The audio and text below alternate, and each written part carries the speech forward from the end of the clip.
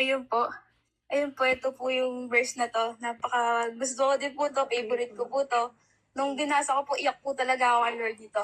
Parang umiyak din po talaga ako. Sabi dito, verse 27, "Subalit pinili ng Diyos ang maituturing hangal sa sanlibutan upang ipahiya ang marurunong. Pinili niya ang maituturing mahina upang ipahiya ang malalakas. Pinili niya ang mga karaniwang tao, mga hinahamak na mahihina na sanlibutan ito upang ipawalang saysay ang mga kilala sa sanlibutan."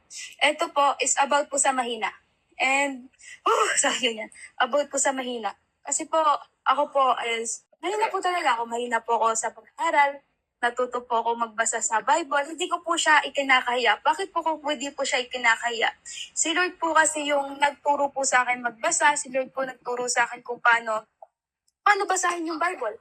Paano maipag-share yung salita ng Panginoon, kung paano siya i-share sa mga tao. Kasi po, ayun po talaga, mahina po talaga ako sa pag-aaral. Nagugulat na lang po ako sa Bible, natuto po ako magbasa, natuto po ako mag-share na nagugulat ako sa mga klase ko, na-share ko po siya, nakakabasa po ako ng maayos. And ayun po, na nakakatuwa po kasi na tinuruan ako ni Lord, hindi po ako tinuruan ng tao. Gusto ko pong ipagmalaki po siya kasi sa kanya po ako natuto na, ayun po, sasabihin na po natin na mangmang po ako. Ayun, mangmang po. Pinalakas po ako ng Panginoon, i-share yung salita niya, nakapakita sa lahat na walang imposible sa Panginoon na matututo ka. Si Lord yung bahala sa iyo. Walang imposibleng matuto ka magbasa, walang imposibleng matuto ka magsulat, walang imposible na wala pong imposible na maano po tayo, yung matuto tayo mag language ng English, balay po natin na si Lord iano pa yung mag-missionary pa kayo sa ibang bansa, gagawin kasi yan, tinuro tayo ng Panginoon na maging mahina para palakasin tayo para yung mga malalakas ipahiya, di ba po? Yung mga karaniwang tao, yung mga drug addict, mga magnanakaw, pinili ni Lord yun eh. Para po, si Lord po ang nagbago po sa kanila. Si Lord po yung bibigyan sila ni Lord ng pagbabago. And nakakatuwa po kasi na pinili tayo ni Lord na makasalanan man po tayo. And yung makasalanan po na yon, na pinili po tayo, para di ko po ma-explain, nandito po si Lord para po sa makasalanan, hindi po nandito si Lord para sa mabuti, sa mabait. Kasi po, nandito po si Lord para gamutin yung mga taong may sakit. Ayun po yung katotohanan doon na kailangan natin si Lord na siya yung pagmamalaki natin, wala tayong ipagmamalaki sa Kanya, kundi po siya ang ipagmamalaki po natin sa araw-araw ng buhay natin. And nakakatuwa po kasi, ayun po, na nag-share nandito sa TikTok, nag-share po ako, or nag-share din po ako sa social media, nagbabasa po doon.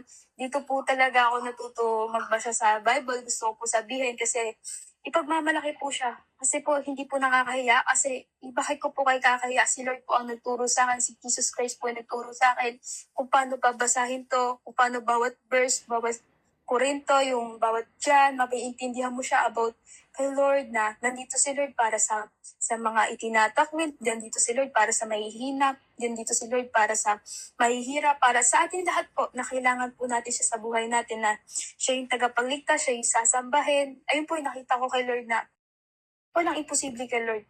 Imposible sa tao, pero kay Lord hindi imposible na palakasin niyo yung kahinaan mo. Na kawari po, introvert ka, pwede pong si Lord gamitin niyo na mag-share ka ng word of God sa maraming tao.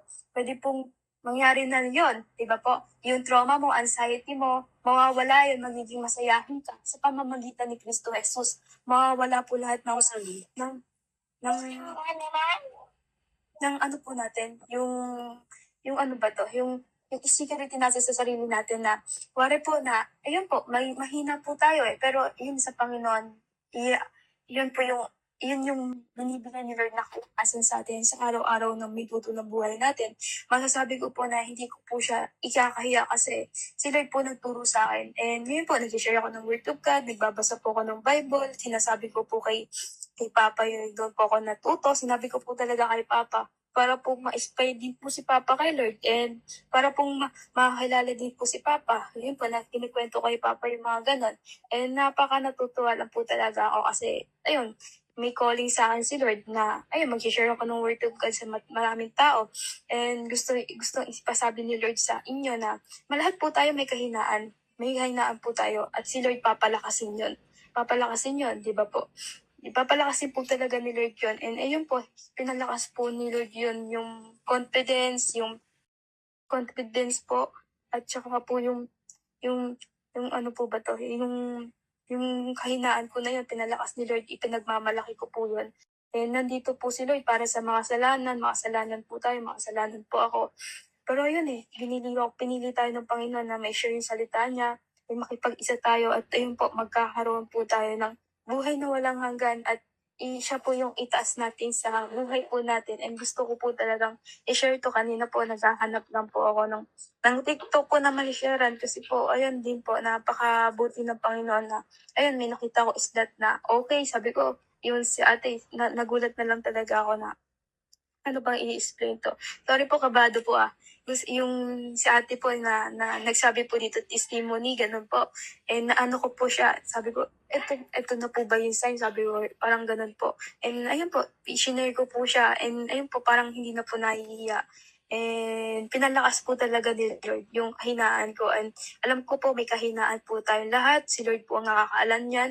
I-surrender po natin kay Lord. Ayun po, yung pag-aaral ko na po na yun, binago po ni Lord na nagugulat po ako sa grade ko. Mataas po siya. Mataas po talaga. I-share ko yung word of God. Nagugulat po ako kahit wala akong ginagawa. Ayun, ano po siya. Mataas siya. Mataas siya. Tinataas ni Lord John. And napakaganda po talaga nun na yung grade ko, na dati line of 7, may mga line of 7. Ayun, ngayon ala na siyang line of 7 na binago talaga ni Lord. Sobrang-sobra po talaga. And ayun po, God bless din po. Amen.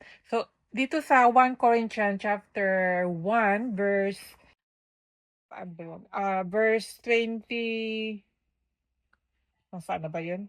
27, ang sabi dito, ngunit pinili ng Diyos ang mga itinuturing ng mundo na mangmang upang hiyain ang marurunong.